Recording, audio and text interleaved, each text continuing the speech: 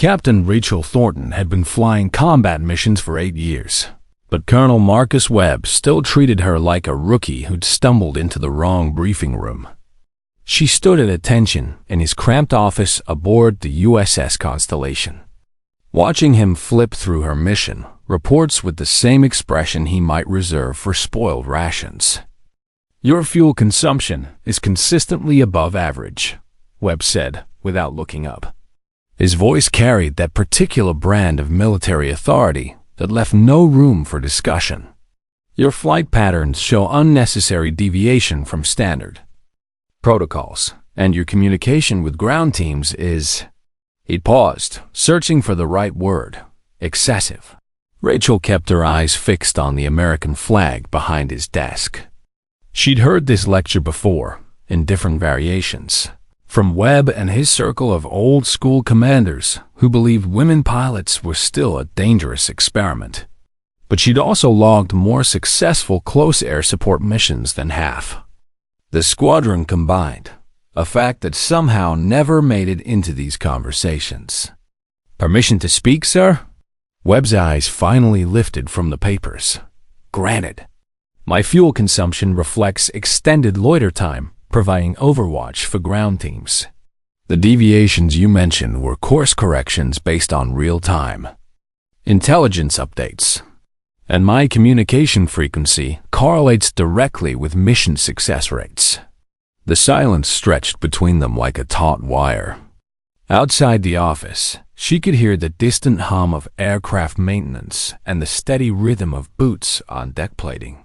Webb set down the reports and leaned back in his chair, studying her with the calculated patience of someone who held all the cards. "Captain, the military operates on discipline and protocol for a reason. Personal initiative, while admirable in civilian life, can compromise operational integrity in a combat environment." His tone suggested this was basic knowledge she should have grasped years ago. "Your next mission brief is at 1400 hours. I trust you'll find a way to operate within established parameters." Rachel nodded crisply. "Yes, sir." But as she turned to leave, Webb's voice stopped her cold. "One more thing, Thornton. The Pentagon is reviewing pilot assignments for the next deployment cycle. Performance evaluations carry significant weight in those decisions." The threat hung in the air like smoke from a crashed aircraft. Rachel felt her jaw tighten, but kept her voice level. "Understood, sir." She walked out of his office with measured steps, past the administrative staff who suddenly found their computer screens fascinating, past the bulletin boards covered with mission schedules and safety reminders, past the coffee machine where 2 junior officers whispered to each other before falling silent as she approached. The ready room was nearly empty when she arrived. Just Lieutenant Kyle Morrison hunched over a tablet at one of the metal tables. He looked up as she entered, his expression shifting from casual concentration to something more guarded.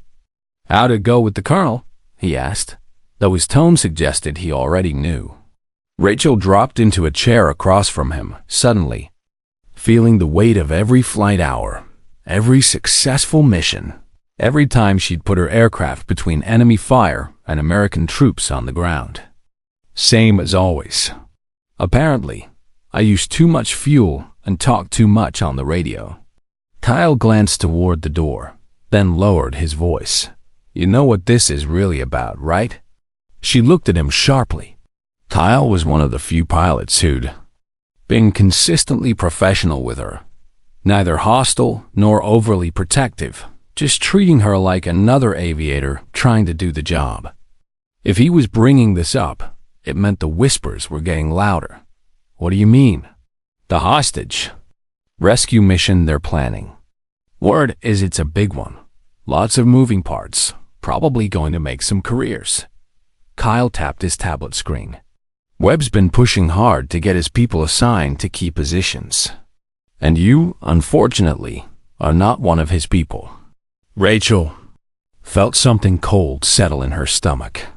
She'd heard rumors about a major operation in the works, something requiring close coordination between air and ground assets. The kind of mission that could define a pilot's career or destroy it if things went wrong. How do you know all this? Kyle shrugged. My roommate works in operations planning. Says there's been a lot of closed-door meetings lately. Lots of discussion about reliable personnel and proven judgment under pressure. He made air quotes with his fingers, the sarcasm clear in his voice. The ready room door opened, and two more pilots walked in, their conversation dying the moment they saw Rachel. She recognized the pattern. It had been her reality since the day she'd first walked into a squadron-ready room. Some days it was overt hostility. Others it was this careful professional distance that somehow felt worse. I should go prep for the brief, she said, pushing back from the table. Kyle caught her arm gently. Rachel, listen. Whatever Webb's planning, don't let him psych you out. You're one of the best pilots on this boat, and the ground teams know it. That has to count for something. She managed a small smile. Thanks, Kyle. I hope you're right. But as she walked toward the flight planning room, Rachel couldn't shake the feeling that hope might not be enough. Webb controlled the mission. Assignments, the performance evaluations, and most importantly, the narrative that would follow her wherever she went next. The Pentagon was reviewing assignments. Her fuel consumption was too high. Her communication was excessive. Her judgment was questionable. And somewhere in the planning rooms above, decisions were being made about who could be trusted with the really important missions, who had the right temperament, who fit the mold. Rachel pulled out her own tablet and began reviewing aircraft. Performance data, looking for patterns she might have missed, ways to make her numbers look better on paper. But even as she worked, a part of her wondered what would happen if she ever stopped trying to prove herself worthy of a system that seemed designed to keep her on the margins. The ship rolled gently beneath her feet, and through the small porthole, she could see the endless stretch of ocean that separated them from home. Somewhere out there, American personnel were in danger, waiting for rescue. And when the time came to launch that mission, she might be watching from the deck instead of leading from the cockpit. The thought made her grip her stylus tighter. Whatever Webb was planning, she wasn't going to make it easy for him. The operations center buzzed with controlled tension as Rachel entered for the 1400 brief. The large screen at the front displayed satellite imagery of barren hills and scattered compounds, while smaller monitors showed weather data and communication frequencies. She recognized the tactical setup immediately. This was the big mission Kyle had mentioned. Colonel Webb stood at the front of the room beside a Navy intelligence officer she didn't recognize. Around the horseshoe-shaped table sat the squadron's senior pilots, their flight suits crisp and their notebooks ready. Rachel took one of the few remaining seats near the back, noting how conversations seemed to pause as she settled in. Gentlemen, Webb began, his eyes scanning the room without quite meeting Rachel's. What you're about to hear is classified at the highest level. Operation Nightfall involves the extraction of a high-value American contractor held hostage in a remote facility, approximately 400 miles inland. The intelligence officer stepped forward, pointing to specific locations on the satellite imagery. The target is being held here, in a concrete structure surrounded by minimal security. However, the terrain is challenging, and we have intelligence suggesting the presence of legacy surface-to-air missile systems in the area. Rachel leaned forward, studying the topography. The insertion point was in a narrow valley with steep ridges on both sides, textbook terrain for concealed SAM sites. Any aircraft providing close air support would be flying in a box canyon with limited maneuvering room. The air support will be provided by two F-22 Raptors, Webb continued, with Captain James Riker as flight lead. Ground forces will consist of a SEAL team inserting via Black Hawk helicopter. Rachel felt her chest tighten. Riker was a solid pilot, but he was also Webb's hand-picked favorite, the kind of aviator who followed procedures exactly and never questioned orders. In a complex rescue operation with multiple moving parts, that rigid thinking could get people killed. "Sir," she said, raising her hand, "the terrain analysis shows several potential ambush sites along the exfiltration route. Have we considered alternative flight patterns that might provide better coverage for the ground team's withdrawal?" Webb's expression didn't change, but she caught the slight tightening around his eyes. "The flight patterns have been carefully planned by experienced personnel, Captain. I'm confident they're adequate." "With respect, sir, adequate might not be enough if the enemy has prepared. The briefing is not a discussion forum, Thornton." Webb's voice carried that edge of authority that ended conversations. "If you have concerns about the mission planning, you can submit them through proper channels." Rachel felt heat rise in her cheeks, but she kept her voice steady. "Yes, sir." The briefing continued with detailed timelines and communication protocols. Rachel noticed that her name wasn't mentioned in any of the operational roles.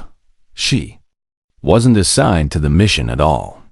Around the table, other pilots took notes and asked clarifying questions, while she sat in growing silence, watching a critical operation being planned without input from arguably the most experienced close air support pilot in the squadron. After the briefing ended, pilots clustered in small groups, discussing tactical details and equipment requirements. Rachel remained seated, staring at the satellite imagery still displayed on the main screen. The more she studied it, the more she saw potential problems that hadn't been addressed. "Captain Thornton." The unfamiliar voice belonged to the intelligence officer who had approached her table. "I'm Commander Lisa Parker, Naval Intelligence. I wanted to thank you for your question about the exfiltration routes." Rachel looked up, surprised. "It seemed like an obvious concern, ma'am."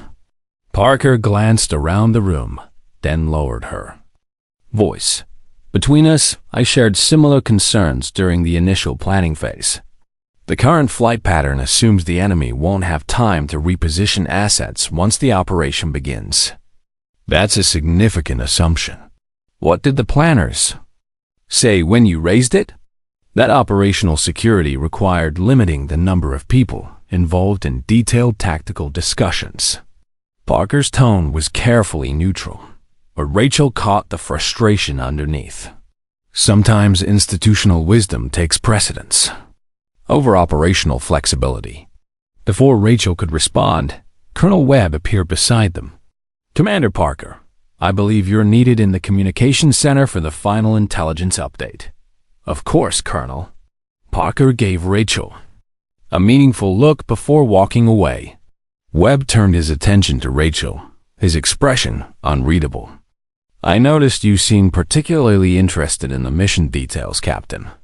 It's an important operation, sir. I want to make sure we bring everyone home. That's commendable.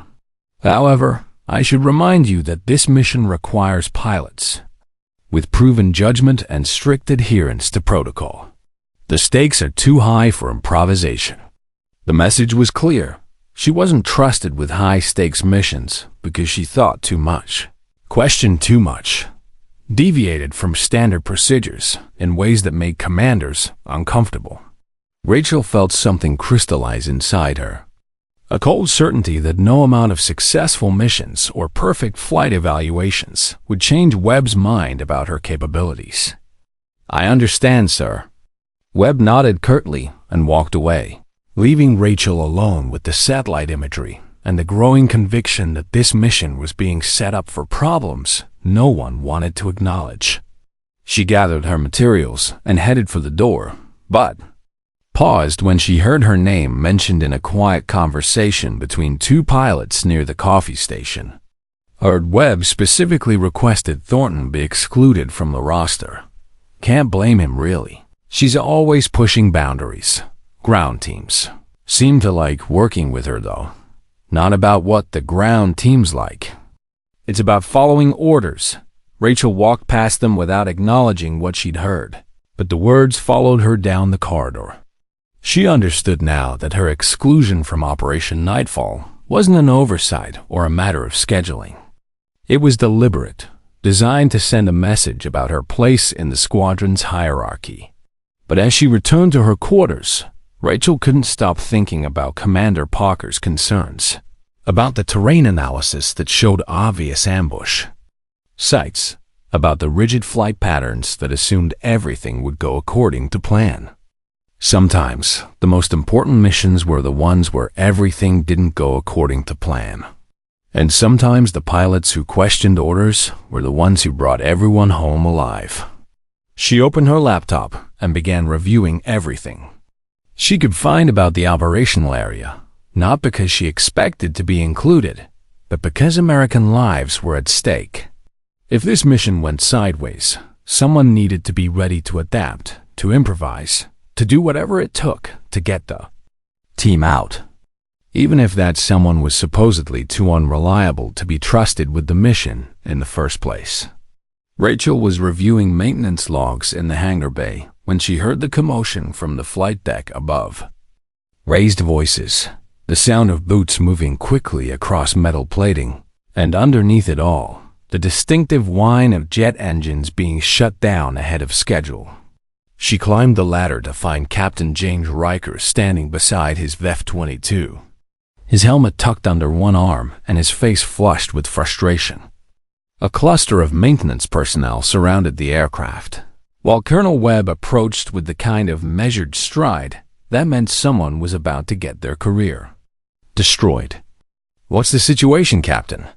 Webb's voice carried across the flight deck. Riker gestured toward his aircraft with barely controlled anger. "Hydraulic failure during the final systems check. We're 18 hours from mission launch, and my bird is deadlined until we can source replacement parts."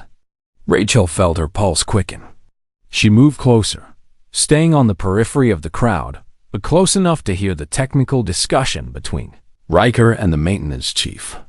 The hydraulic system failure was in the flight control actuators, not something that could be quickly repaired or worked around.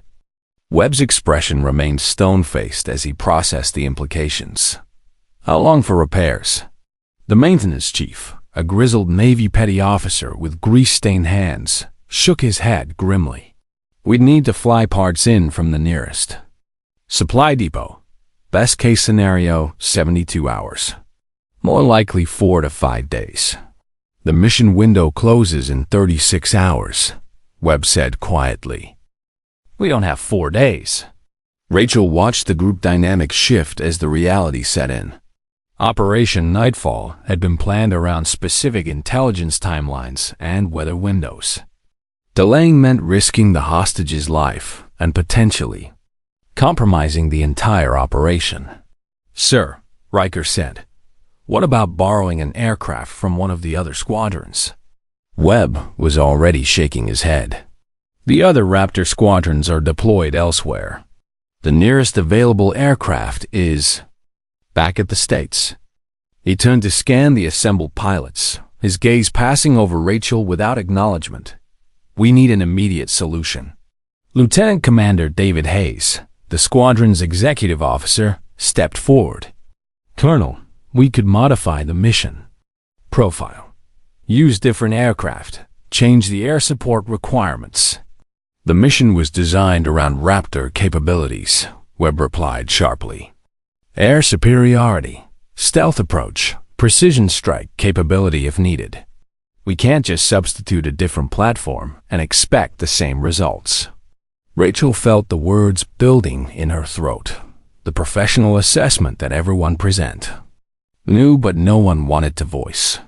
She glanced around at the faces of her fellow pilots, saw the same realization dawning in their expressions, and made a decision that would change everything. "Colonel Webb, sir." He turned toward her with visible reluctance. "What is it, Captain?" "I have a Raptor, sir.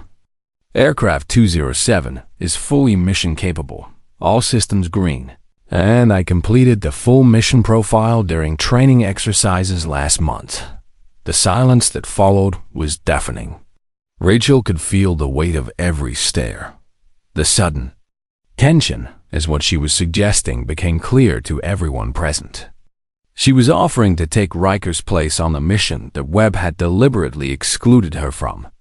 "Captain Thornton," Webb said slowly, "this conversation doesn't concern you." But Rachel had crossed the line now, and there was no stepping back. "Sir, with respect, this conversation concerns the successful completion of a critical rescue mission. We have 18 hours to launch, one available aircraft, and one pilot qualified to fly it in the planned mission profile."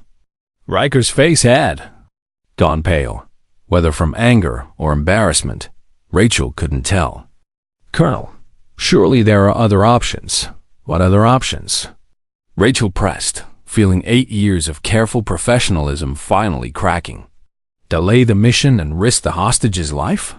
Modify the air support plan and compromise the SEAL team's safety? Or use the resources we have available to get the job done? Webb's expression had shifted from irritation to something approaching fury. "Captain, you are out of line. Stand down immediately." "I am not out of line, sir. I am stating operational facts." Rachel could hear her own voice getting sharper, but she was past caring about the consequences. "We have American personnel in danger, a narrow mission window, and you're more concerned about your personal preferences than mission success." The words hung in the air like an accusation. Around them, the maintenance crew had stopped working, pretending to focus on their tools while clearly listening to every word. Other pilots watched with expressions ranging from shock to admiration to horror.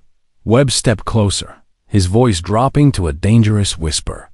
"Captain Thornton, you will report to my office immediately for a formal discussion about your conduct and your future in this squadron." Rachel met his gaze without flinching. "Will that discussion happen before or after Operation Nightfall?" "Launches, sir? Because if it's before, you'll need to explain to the Pentagon why a qualified pilot was removed from a critical mission for asking inconvenient questions." The challenge was out in the open now, no longer hidden behind military courtesy or professional deference. Rachel had just accused a full colonel of prioritizing personal grudges over mission success in front of witnesses, with American lives hanging in the balance.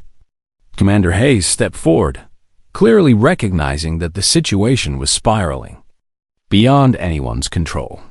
"Colonel, perhaps we should discuss this privately." "No," Webb said, his eyes never leaving Rachel's face. "Captain Thornton wants to make this a public discussion about qualification and judgment. Let's have that conversation right here." Rachel felt her heart pounding, but she held her ground. "I've completed every required training evolution, exceeded performance standards in every measurable category, and have more successful close air support missions than any other pilot in this squadron. If that doesn't qualify me for this mission, then what does?" "What qualifies you," Webb said with cold precision, "is the confidence of your commanding officer in your ability to follow orders without question, execute missions without deviation, and represent this squadron with discipline and professionalism. Today's performance suggests that confidence would be misplaced." The accusation hit like a physical blow. Rachel realized that she'd just sealed her fate. Webb would never allow her on this mission now, no matter what the operational requirements were. But she also realized something else. She no longer cared about Webb's approval or her standing in his version of the squadron hierarchy. "I guess we'll see what matters more, sir. Your confidence or mission success." She turned and walked away, leaving Webb and the assembled crowd behind her. But as she reached the hangar bay ladder, she heard Commander Hayes' voice, pitched just loud enough for her to catch. "Colonel, we still need a pilot for that aircraft." Rachel didn't wait to hear Webb's response. She had 18 hours to prepare for a mission she might not be assigned to, in an aircraft she might not be allowed to fly, for an operation that could save American lives or destroy her career. Either way, she was going to be ready. Rachel spent the next 6 hours in the squadron's intelligence vault, poring over every detail of Operation Nightfall that she could access. Terrain maps, weather forecasts, enemy capability assessments, and communication protocols. She absorbed it all with the focused intensity of someone who knew this might be her only chance to prove herself right. The vault was empty, except for her and the soft hum of climate control systems.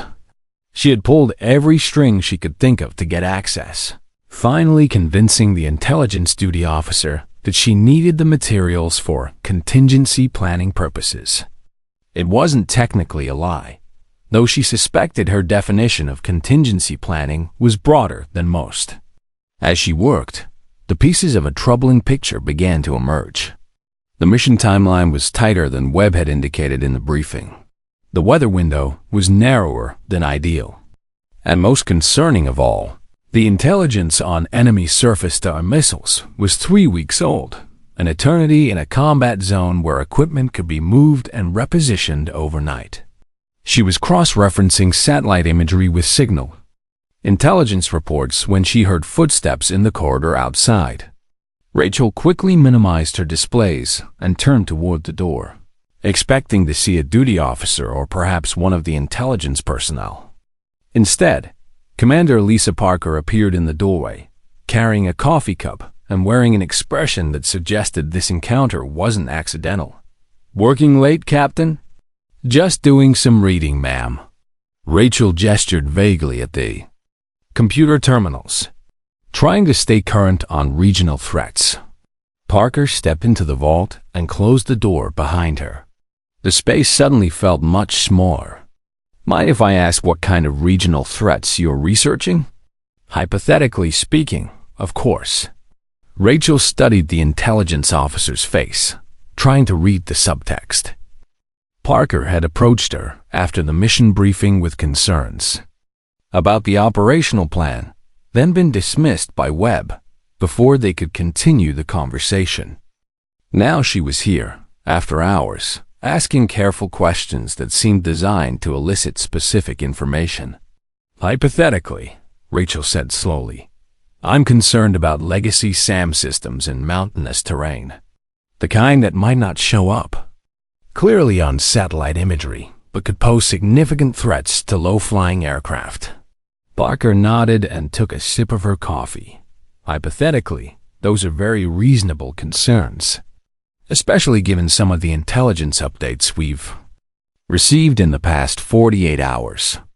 Rachel felt her pulse quicken. Updates that weren't included in this afternoon's briefing? Updates that arrived after the briefing was finalized. Parker moved to one of the computer terminals and began pulling up classified files. Signal intercepts from 12 hours ago, suggesting increased enemy activity in the target area. Thermal imaging showing possible equipment movement along the northern ridge lines. The kind of activity that might indicate preparation for exactly the type of operation we're planning. The new intelligence was damning. Rachel studied the data, cross-referencing it with the planned flight routes, and felt her earlier concerns crystallize into certainty. The mission, as currently planned, was walking into a prepared ambush. "Commander, has this information been passed to the mission planners?" Parker's expression grew carefully neutral. "I've submitted the updates through proper channels. However, given the compressed timeline and the complexity of modifying an approved operational plan, there may be resistance to incorporating new intelligence at this late stage." Rachel understood the diplomatic language. Webb and his staff had invested too much in the current plan to want to hear about problems that would require significant changes. Admitting the intelligence picture had shifted would mean admitting their original assessment was flawed. "What would you recommend, ma'am, hypothetically?" Parker was quiet for a long moment, staring at the satellite imagery on the screen. When she spoke, her voice was barely above a whisper. "Hypothetically, I would recommend having contingency plans in place. Alternative flight routes, backup communication frequencies, and most importantly, pilots who are prepared to adapt when the original plan encounters unexpected resistance." The message was clear. Parker knew the mission was likely to go wrong, knew that Webb's rigid operational plan wouldn't survive contact with a prepared enemy, and was looking for someone who might be able to improvise when things fell apart. "Commander, is there something specific you need from me?" Parker turned away from the computer and faced Rachel directly. "Captain, I've reviewed your service record, your performance evaluations, your after-action reports from previous missions. You have a pattern of successful operations in situations where standard procedures proved inadequate. Colonel Webb sees that as a weakness. Colonel Webb values predictability and control. Those are admirable qualities for peacetime operations." Parker paused, choosing her words carefully. But sometimes combat situations require different qualities: adaptability, initiative, the willingness to make difficult decisions under pressure.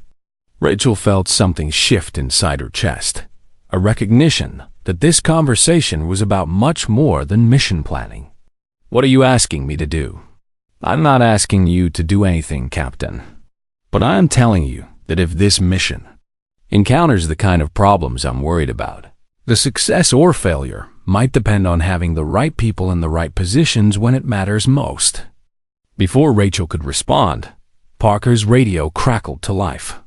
"Commander Parker to the communications center. Priority message." Parker sighed and clipped the radio back to her belt. "Duty calls." "Captain, I hope your reading proves educational. And I hope that if circumstances require it, you'll be ready to put that education to good use." She left Rachel alone in the vault with the intelligence files still displayed on the screen. The new data painted a picture of an enemy that was alert, prepared, and positioned to cause maximum damage to the planned rescue operation. Every instinct Rachel had developed over 8 years of combat flying told her that Operation Nightfall was headed for disaster.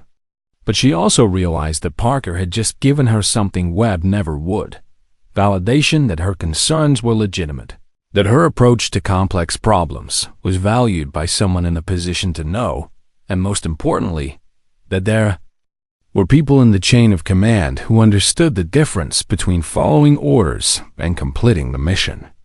Rachel spent the next 2 hours memorizing every detail of the alternative plans forming in her mind. Flight routes that avoided the obvious ambush sites. Communication procedures that could function even if primary systems were compromised. Contingencies for the contingencies that the official plan refused to acknowledge. She didn't know if she would be flying tomorrow night. But if she was, she would be ready for whatever the enemy had planned. And if she wasn't, she would be ready for that too. Because sometimes the most important thing a pilot could do was be prepared for the mission that wasn't on the official schedule. At 0530 hours, Rachel was jolted awake by the ship's emergency communication system. The metallic voice echoed through her quarters with words that made her blood run cold. "All available pilots report to the ready room immediately." This is not a drill. She was dressed and running down the corridor within 3 minutes, her mind racing through possibilities. Early launch? Intelligence update? Mission compromise? The ship felt different in the pre-dawn darkness, charged with the kind of tension that meant something significant was happening. The ready room was already crowded when she arrived. Pilots clustered around the main display screen, their voices creating a low buzz of urgent conversation. Rachel pushed through the crowd and felt her heart stop when she saw what had captured everyone's attention. Real-time satellite imagery showed the target compound surrounded by military vehicles that hadn't been there 12 hours earlier. Heat signatures indicated significant personnel movement in the area. Most damning of all, the analysis overlay identified at least 3 probable SAM sites positioned exactly where Rachel had predicted they would be. "The intelligence picture has changed dramatically," Commander Hayes announced from the front of the room. Enemy forces appear to have reinforced the target area with significant anti-aircraft assets. "We're looking at a completely different threat environment than what was briefed yesterday. Colonel Webb stood beside Hayes, his expression unreadable. Rachel noticed he hadn't looked in her direction since she'd entered the room, but she could feel the weight of his attention, like pressure before a storm. "What's the status of the mission?" Captain Riker asked from the front row. His aircraft was still deadlined. Rachel noticed, which meant he was asking as a spectator rather than a participant. Hayes glanced at Webb before responding. "The mission is still authorized to proceed. However, the operational parameters have changed significantly. We need to completely revise our approach." "Sir," Lieutenant Morrison spoke up, "what about the flight profiles? The current plan assumes minimal ground-to-air threats." That's when Webb finally looked at Rachel, and she saw something in his expression she'd never seen before: uncertainty, mixed with what might have been grudging acknowledgement. The problems she'd identified yesterday weren't theoretical anymore. They were staring everyone in the face through high-resolution satellite imagery. Commander Parker entered the room carrying a thick folder of updated intelligence reports. She moved to the front and began setting up additional displays, her movements quick and efficient. When she spoke, her voice carried the authority of someone delivering information that would change everything. "The enemy has been monitoring our communications and anticipating our operational patterns. They've positioned assets specifically to counter the type of mission we briefed yesterday. Traditional approach routes are now heavily defended. Standard flight profiles will result in immediate engagement by multiple SAM systems." The room fell silent as the implications sank in. Operation Nightfall, as originally planned, had become a suicide mission. Everything Webb had insisted was adequate and carefully planned was now demonstrably inadequate. "Commander Parker," Webb said slowly, "what are your recommendations?" Parker pulled up a new set of flight path overlays, routes that avoided the newly identified threats but required significantly more complex navigation and timing. "We need to completely restructure the air support profile. Alternative approach vectors, modified timing, and most critically, pilots who can adapt to changing conditions in real time." Rachel felt every eye in the room shift toward her. The implication was clear. The mission now required exactly the kind of flexible, adaptive flying that Webb had criticized her for throughout her career. Hayes cleared his throat. "Given the aircraft availability situation and the new operational requirements, we need to discuss pilot assignments." Webb was quiet for a long moment, staring at the revised flight paths displayed on the screen. Rachel could almost see him weighing his options: stick with his original assessment and risk mission failure, or acknowledge that the situation had changed in ways that required different skills. "Captain Thornton," he said finally, his voice carefully controlled, "you reviewed the original intelligence. What's your assessment of these revised parameters?" It was the closest thing to an admission she was likely to get. Rachel stepped forward, her heart pounding but her voice steady. "Sir, the new intelligence confirms the tactical concerns raised during yesterday's briefing. The enemy has prepared defensive positions that negate the advantages of our original approach." "And your recommendation?" Rachel moved to the display and began pointing out specific features on the satellite imagery. "We need to assume they're tracking our standard operational patterns. That means using approach routes they won't expect, flight profiles that don't match our typical protocols, and timing that disrupts their preparation cycles." She outlined an alternative plan that incorporated everything she'd studied the night before, modified to account for the new intelligence. It was complex, demanding, and required constant adaptation based on real-time conditions. It was also, she believed, the only approach that had a realistic chance of success. When she finished, the room was silent. She could see pilots processing the tactical details, recognizing both the sophistication of the plan and the extreme skill required to execute it. Webb studied the revised approach for what felt like an eternity.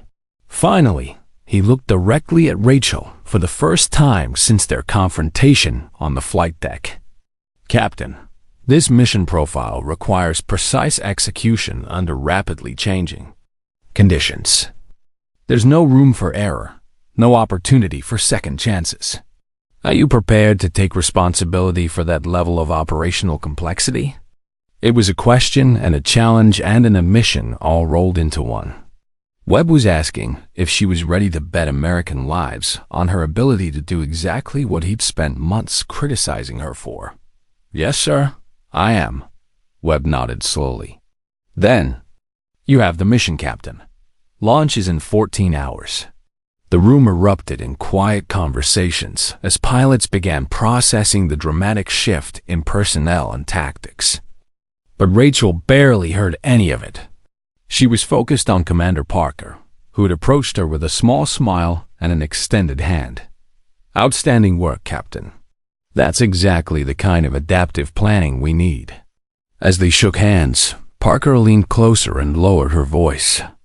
"Between us, I've been waiting months for someone to challenge the assumption that complex missions require simple solutions. Sometimes it's the other way around."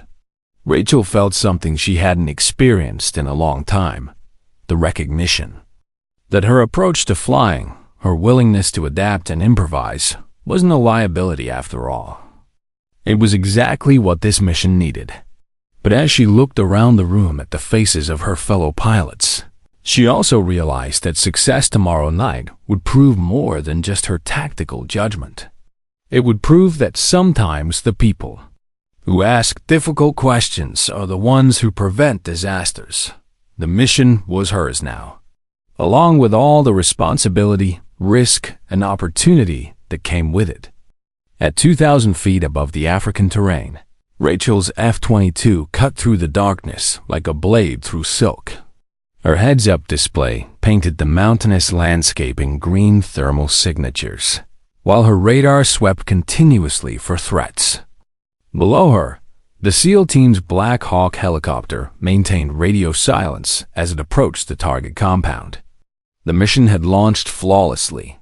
Weather conditions were optimal, communications were clear, and every system on her aircraft was performing perfectly.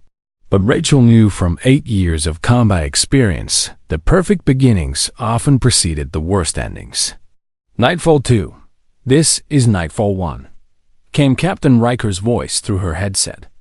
He was flying cover in a borrowed aircraft from another squadron, positioned to provide backup support from a higher altitude. "Nightfall 1, go ahead. I'm showing clear skies on the approach vector. No radar contacts, no heat signatures. Looks like your route planning paid off." Rachel adjusted her scan pattern, focusing on the northern ridgeline where the intelligence updates had indicated enemy activity. Her display showed nothing obvious, but something felt wrong. The complete absence of activity was almost more concerning than visible threats would have been. "Copy that, Nightfall 2. Maintain overwatch and stay alert. Something about this feels too easy." Below her, the Black Hawk had reached its final approach phase. Through her night vision systems, she could see the aircraft settling into a hover above the target compound while the SEAL team prepared to fast rope to the ground. Everything was proceeding according to plan. That's when her threat warning system screamed to life. "Missile launch, missile launch." The automated voice filled her cockpit as red warning indicators flooded her displays. "SAM system active, bearing 015 degrees. Rachel's training took over instantly. She banked hard left, deployed chaff and flares, and dove toward the deck while her radar tried to lock onto the missile's signature. But even as she maneuvered, a cold certainty settled in her stomach. This wasn't a single missile. It was the opening move of a coordinated ambush. "Nightfall 2, break. Left, break left." She called to Riker while pulling her aircraft into a punishing 7G turn. Multiple SAM sites active, northern ridgeline. The first missile passed close enough that she could see its exhaust trail in her peripheral vision. But her threat? Warning system was still screaming, indicating more launches in progress.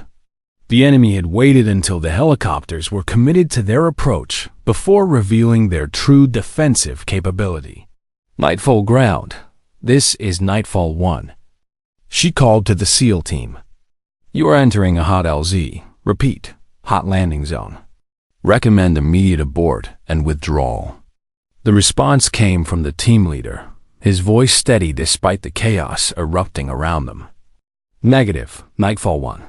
We have visual on the hostage. We are committed to extraction. Rachel felt her chest tighten. The SEALs were on the ground. Now, moving toward the target building while SAM sights activated around them like deadly flowers blooming in the darkness. The Black Hawk had to remain in the area for extraction, making it a sitting target for any ground-based threats. A second missile streaked past her aircraft, this one close enough to trigger her defensive systems automatically. As she climbed back to altitude, she caught sight of muzzle flashes on the ridgelines.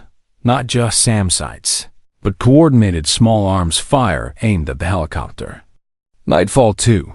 I need immediate suppression on grid coordinates. ...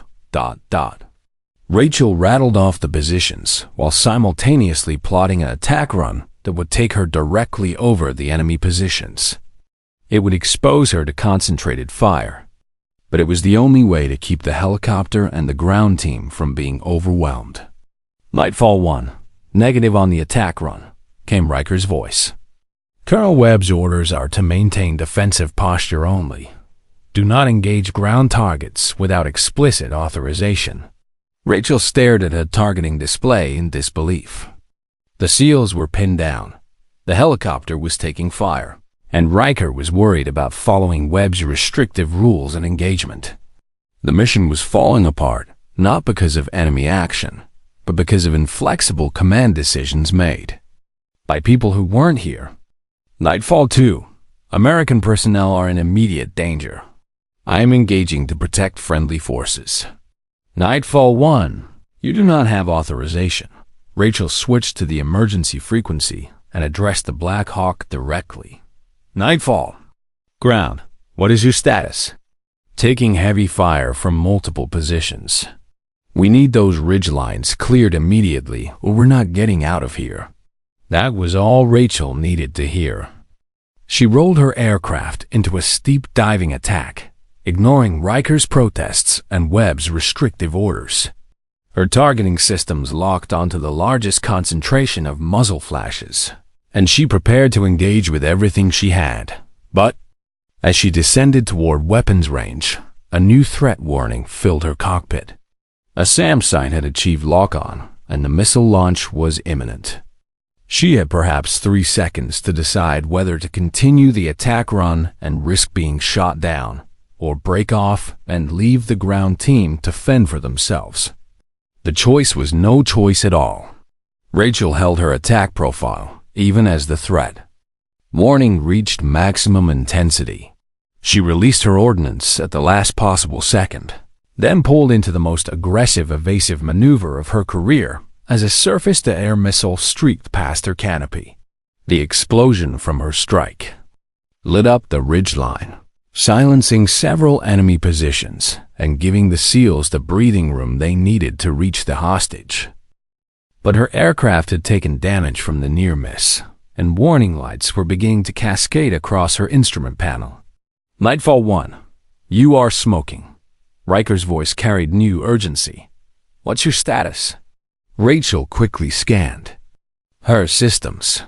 Hydraulic pressure dropping, flight control degradation, and what looked like fire warnings from her right engine. She was still flying, but not for much longer. Nightfall 2, I'm hit but still operational. Continue overwatch on the ground team. She didn't mention that her aircraft was dying around her, or that she was already calculating ejection parameters, in case the damage got worse. The mission was still in progress. The hostage was still in danger, and her problems were secondary to bringing everyone home alive. But as she struggled to maintain control of her crippled aircraft, Rachel realized that the real battle was just beginning. And this time, she was fighting it alone. Rachel's aircraft was dying, but she refused to let it fall quietly. Warning. Lights painted her cockpit in shades of red and amber, while hydraulic fluid streaked across her canopy like tears. The right engine was definitely on fire now, and her flight controls responded with the sluggish uncertainty of a machine that had absorbed too much damage to function properly. Below her, the SEAL team had successfully extracted the hostage and was moving toward the extraction point. The Black Hawk waited in a hover, its crew chief scanning the perimeter for threats, while the aircraft's door gunners provided suppressing fire against remaining enemy positions. Nightfall ground. This is Nightfall 1, Rachel called, her voice steady despite the chaos surrounding her. What's your status on extraction? 30 seconds to pick up, came the team leader's response. We have the package, all personnel accounted for. Rachel felt a moment of fierce satisfaction. Despite Webb's restrictive planning, despite the intelligence failures that had nearly turned the mission into a massacre, they were going to bring everyone home. The hostage was safe, the SEALs were clear, and the helicopter was preparing to depart. That's when her radar picked up a new contact. Nightfall 2, I'm showing an inbound aircraft from the northeast. Fast mover, low altitude, appears to be targeting the extraction point. Riker's voice crackled through her headset with new tension. Confirmed, Nightfall 1. Looks like an enemy fighter, probably scrambled from a nearby airfield. He's going to arrive just as the helicopter is lifting. Off. Rachel's threat computer analyzed the intercept geometry and displayed the results with brutal clarity. The enemy aircraft would reach the extraction point in approximately 45 seconds. The Black Hawk, loaded with personnel and climbing, slowly from the landing zone, would be completely vulnerable during the critical first minute of flight. She looked at her own aircraft status and ran rapid calculations. Her damaged F-22 might have enough power to intercept the enemy fighter, but engaging would require flying directly into his weapons envelope with degraded maneuverability and limited ammunition. It would likely be a one-way mission. Nightfall 2, can you intercept? Negative, Nightfall 1, I'm too high and too far out. You're the only one in position. Rachel stared at her instrument panel, at the cascading system failures and the fire warning lights that indicated her aircraft was already beyond safe operating limits. She thought about Webb's restrictions, about following proper procedures, about the career-ending consequences of exceeding her authorized mission parameters. Then she thought about the American hostage who had been rescued, the SEALs who had risked everything to complete the mission, and the helicopter crew who were counting on her to protect them during their most vulnerable moments. The choice wasn't really a choice at all. Nightfall ground, be advised you have an inbound threat from the northeast. I am moving to intercept. Nightfall 1, what's your status? The SEAL team leader's voice carried new concern. Rachel didn't answer directly. Instead, she pushed her damaged aircraft into a steep climbing turn toward the approaching enemy fighter, ignoring the protest of failing systems and the increasing fire warnings from her right engine. Nightfall 2, inform base that Nightfall 1 is engaging enemy aircraft to protect the extraction. If I don't make it back, tell them the mission was successful. Nightfall 1, negative, your aircraft is too damaged. Disengage and egress the area immediately. But Rachel was already lining up her attack run, her targeting system struggling to maintain lock through the smoke and vibration filling her cockpit.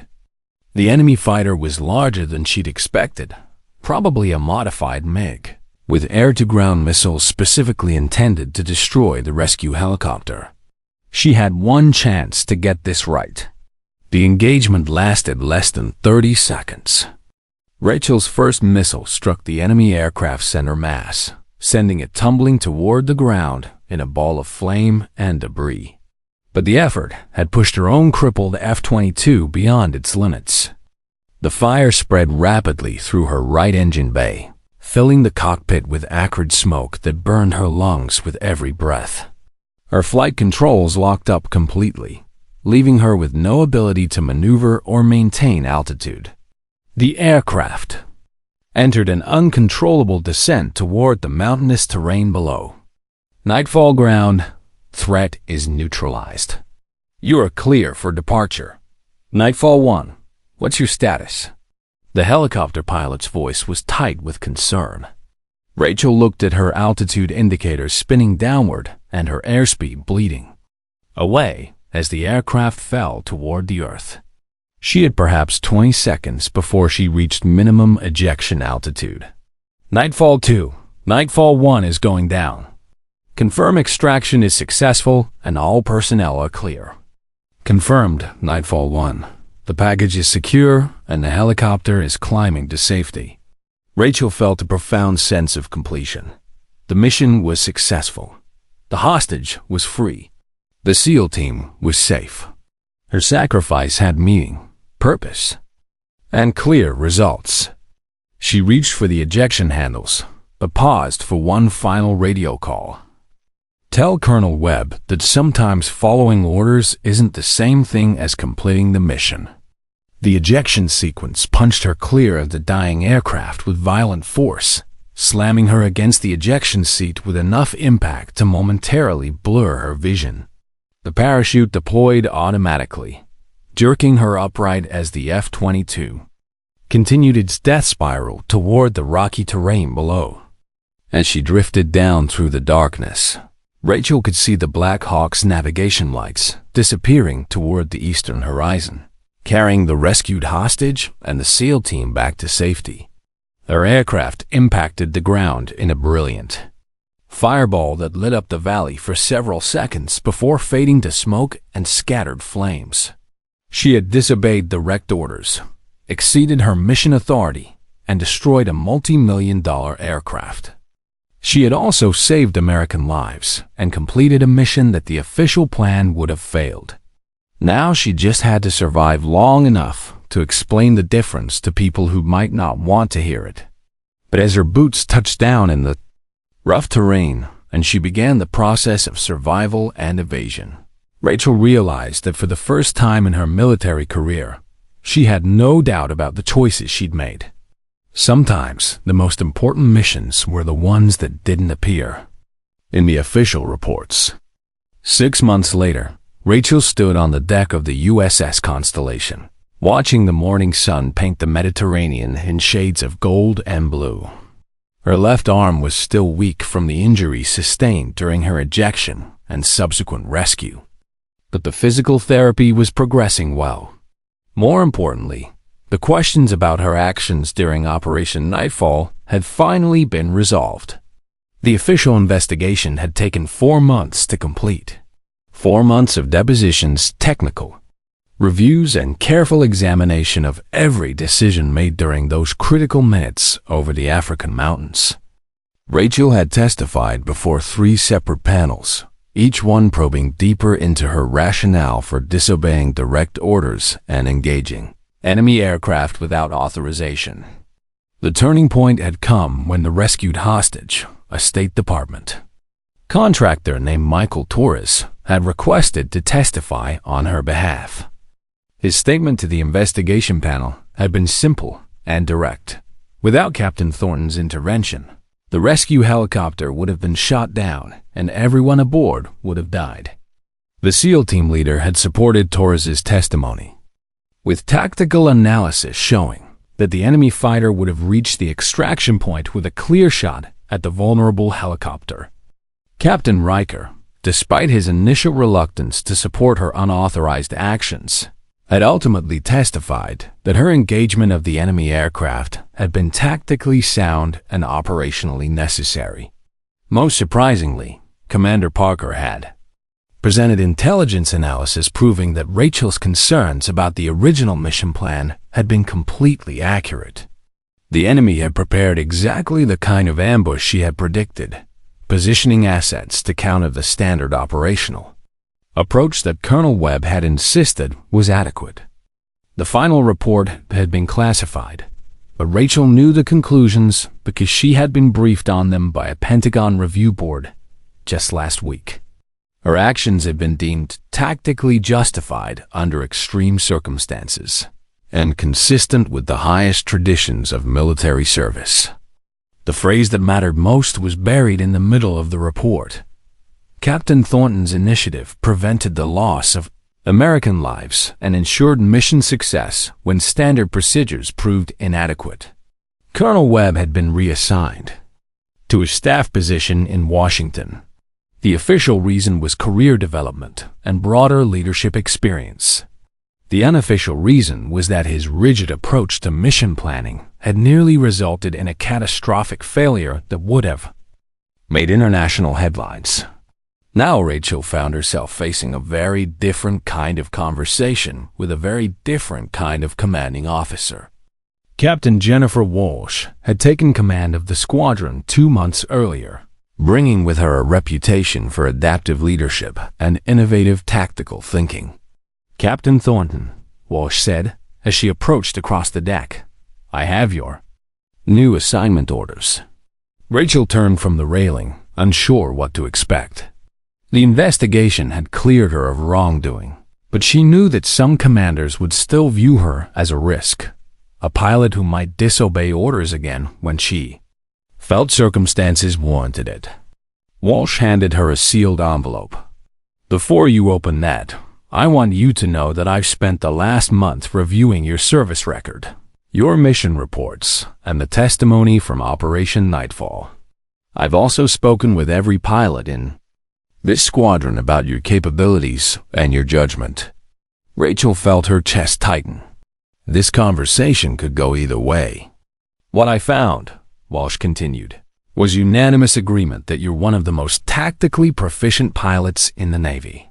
More importantly, I found evidence of something that's actually quite rare in military aviation: the ability to think independently under pressure while still maintaining focus on mission objectives." Walsh gestured toward the envelope. "Those orders assign you as the new squadron operations officer. It's a position that requires someone who can balance adherence to procedure with recognition that combat situations don't always fit neatly into established protocols." Rachel opened the envelope with hands that trembled slightly. The orders were exactly as Walsh had described: a promotion in responsibility and a clear signal that her career had not only survived Operation Nightfall, but had been enhanced by it. "Ma'am, I don't know what to say." "You don't have to say anything, Captain. Your actions over those mountains said everything that needed to be said." Walsh paused, looking out over the water. "The military is changing, Rachel. We're facing threats that require more flexibility, more adaptive thinking, and yes, sometimes more willingness to make difficult decisions when standard procedures aren't sufficient." "What about the concerns about following orders?" Walsh smiled. "Following orders and completing the mission aren't always the same thing. Your job as operations officer will be to help other pilots understand that distinction, to teach them when to follow procedure and when to think beyond it." Later that afternoon, Rachel found herself back in the intelligence vault, but this time she was there in an official capacity, reviewing mission plans and threat assessments with Commander Parker. The dynamic was completely different now. Instead of seeking access to information, she was helping to shape how that information would be used. "The next operation is in the Baltic," Parker explained, pointing to satellite imagery on the main screen. "Complex threat environment, multiple moving parts, and some significant unknowns in the intelligence picture." Rachel studied the imagery, her mind automatically identifying potential complications and alternative approaches. What's the current planning assumption? Standard NATO protocols, established flight patterns, conventional operational timelines. Parker's tone suggested she had concerns about that approach. "And what does your analysis suggest?" "That we might need someone who's willing to think outside established parameters. Someone who's proven they can adapt when the original plan encounters unexpected resistance. Rachel nodded, understanding immediately. Operation Nightfall had been more than a successful rescue mission. It had been a proof of concept for a different way of approaching complex military operations. Instead of rigid adherence to predetermined plans, it had demonstrated the value of adaptive leadership and flexible tactical execution. When do we start planning? Parker smiled. We already have. Welcome to the future of military operations, Captain.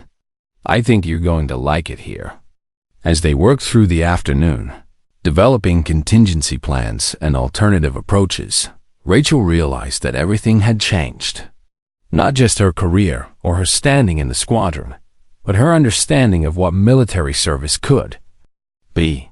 She was no longer fighting to prove herself worthy of inclusion in someone else's vision of how things should work. Instead, she was helping to create a new vision, one that valued initiative, rewarded adaptation, and recognized that the most important missions were often the ones that couldn't be completed by simply following the book. The sun was setting over the Mediterranean when she finally returned to her quarters. On her desk was a handwritten note from Michael Torres, the contractor whose rescue had started everything. Captain Thornton, it read, I wanted you to know that I'm back home with my family because you were willing to make the hard choice when it mattered most. Thank you for proving that sometimes breaking the rules is the most honorable thing a person can do. Rachel folded the note carefully and placed it in her flight logbook, next to the scorched flight pen that had been recovered from her crashed aircraft. Both items would remind her of the night when she learned that true military leadership wasn't about following orders blindly. It was about having the courage to do what was right, even when doing right meant standing alone. Outside her window, aircraft moved across the flight deck in preparation for the next day's missions. New pilots, new challenges, new opportunities to prove that adaptive thinking and flexible execution could accomplish what rigid procedures could not. Rachel smiled as she watched the controlled chaos of flight operations, knowing that she would never again have to choose between following orders and completing the mission. Because now, finally, they were the same thing. If you enjoyed this story, don't forget to hit the subscribe button and become a part of our Everyday Life Stories community. Where are you watching from? Drop a comment below. We love hearing from our amazing viewers around the world.